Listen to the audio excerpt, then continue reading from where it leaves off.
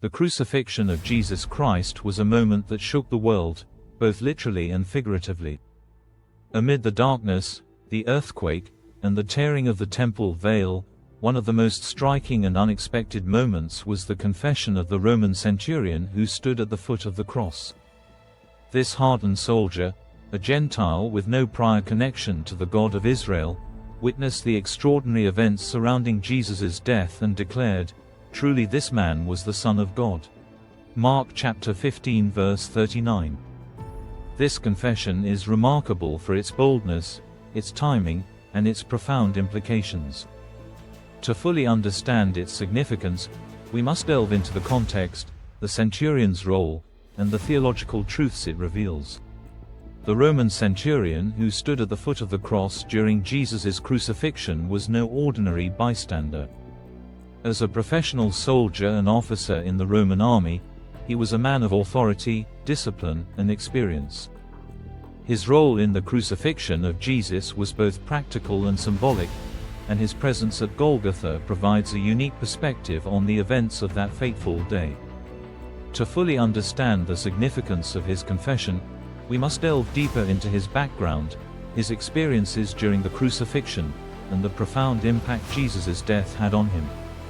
A centurion was a high-ranking officer in the Roman army, typically commanding a century, a unit of about 80 to 100 soldiers.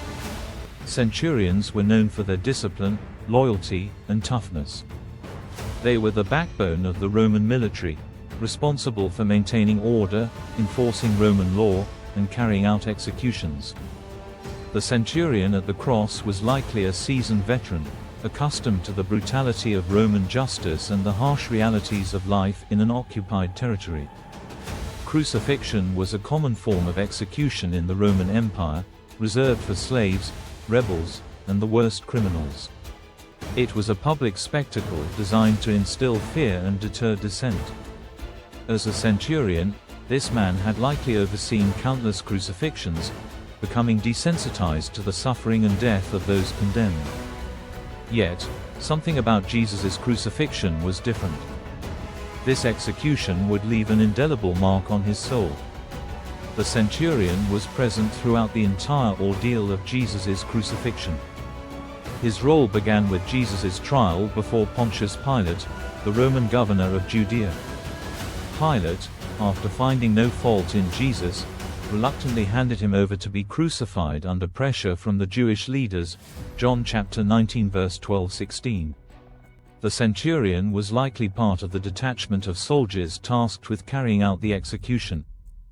Before the crucifixion, Jesus was scourged, a brutal form of punishment that involved whipping with a flagrum, a whip with pieces of bone or metal embedded in the lashes.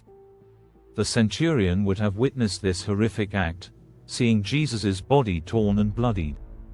Yet, even in his suffering, Jesus displayed a quiet dignity that was unlike anything the centurion had seen before.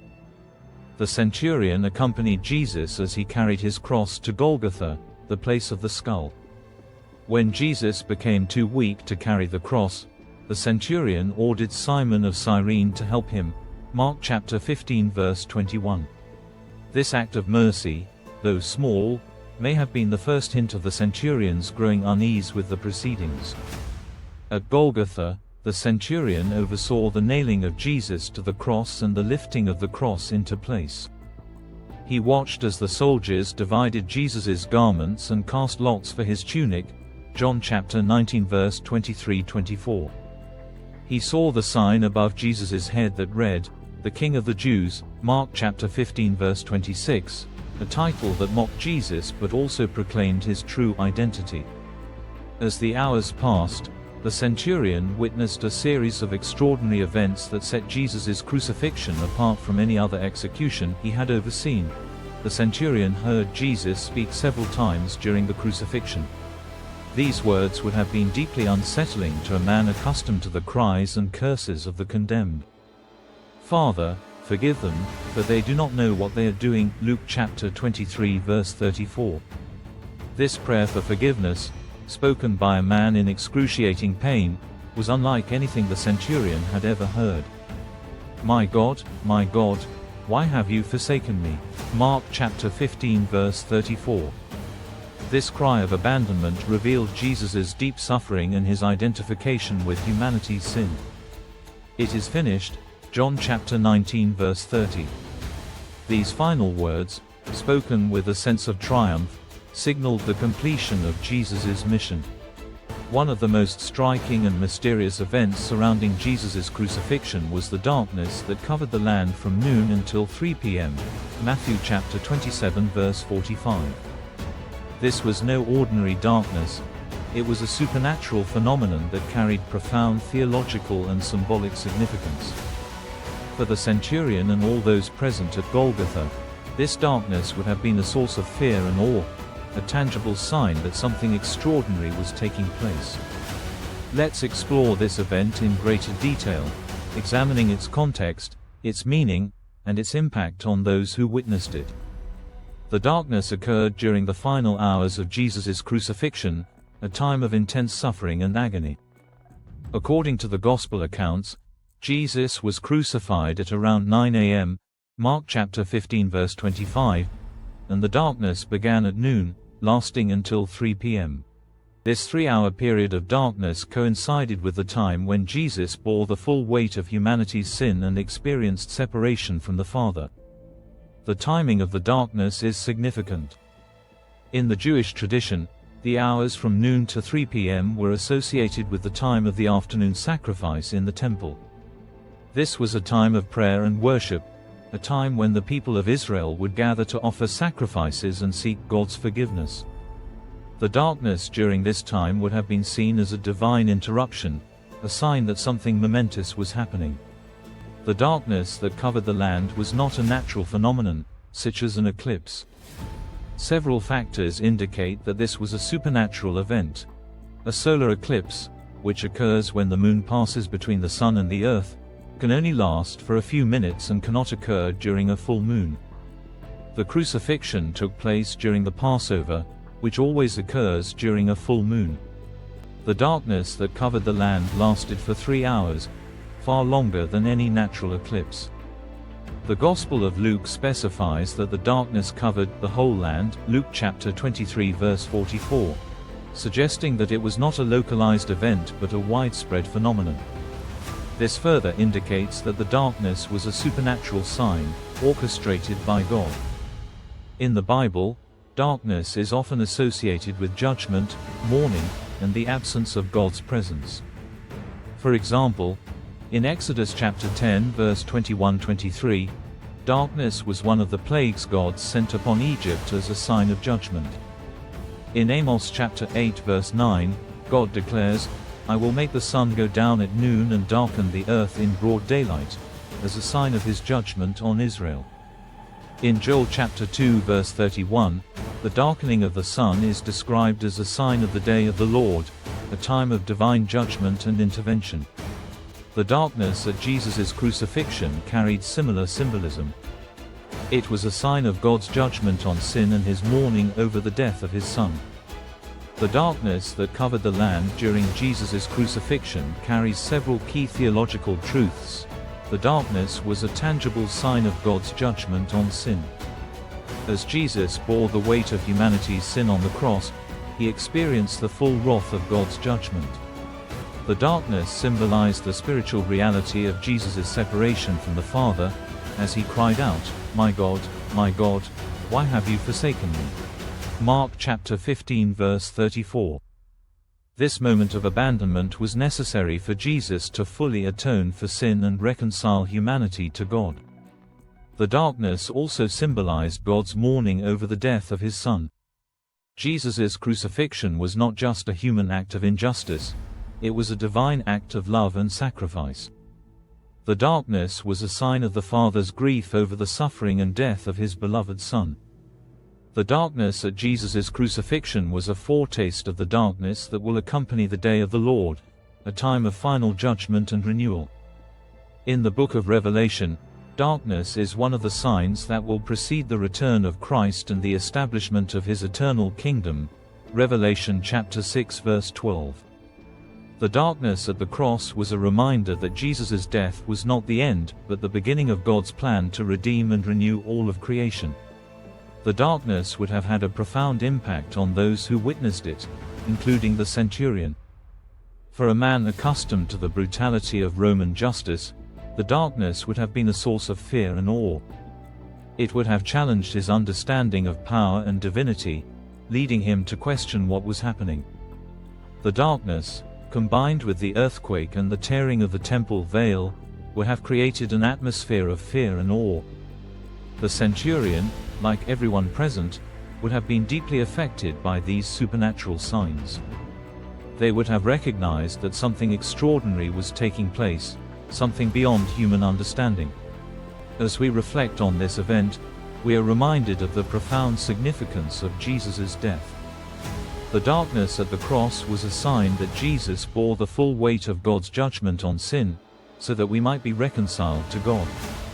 It was a moment of divine intervention, a reminder that through Jesus' sacrifice, the light of God's love and grace shines in the darkness, offering hope and salvation to all who believe. At the moment of Jesus' death, a powerful earthquake shook the ground, splitting rocks and opening tombs, Matthew chapter 27 verse 51-52. The centurion felt the earth tremble beneath his feet, a tangible sign that something extraordinary had occurred. Throughout the crucifixion, Jesus displayed a quiet dignity and compassion that contrasted sharply with the brutality of his execution. He did not curse his executioners or cry out in rage. Instead, he prayed for their forgiveness and entrusted his spirit to God, Luke chapter 23 verse 46. This behavior would have deeply affected the centurion, challenging his understanding of power, justice, and divinity. The Roman centurion who stood at the foot of the cross during Jesus' crucifixion experienced a profound transformation that defied all expectations. As a hardened soldier, he was accustomed to the brutality of Roman justice and the harsh realities of life in an occupied territory. Yet, the combination of events he witnessed during Jesus' crucifixion, his words, the darkness, the earthquake, and his demeanor, led to a moment of clarity and conviction that changed his life forever. Overwhelmed by what he had seen, the centurion declared, "Truly this man was the Son of God." Mark chapter 15 verse 39. This confession was extraordinary, not only because of its content but also because of the man who made it. Let's explore the details of this transformation and its significance. The centurion was a Gentile, a man outside the covenant community of Israel. He had no prior knowledge of the Jewish scriptures or the promises of the Messiah. His worldview was shaped by Roman culture, which valued power, discipline, and loyalty to the empire. As a soldier, he was trained to carry out orders without question, to enforce Roman law, and to maintain order through brute force. He had likely witnessed countless executions, becoming desensitized to the suffering and death of those condemned. Yet, something about Jesus' crucifixion was different. The events he witnessed challenged his understanding of power, justice, and divinity, leading to a profound transformation. The centurion's confession was not a private thought but a public declaration. He spoke in the presence of other soldiers and bystanders, boldly acknowledging Jesus' divinity. This act of faith was particularly significant given the political and social risks involved. As a Roman officer, his declaration could have been seen as treasonous, yet he was willing to speak the truth he had come to believe. The centurion's confession is a pivotal moment in the gospel narrative. It marks the beginning of the gospel's spread to the Gentiles, showing that Jesus' death was not just for the Jews but for all people.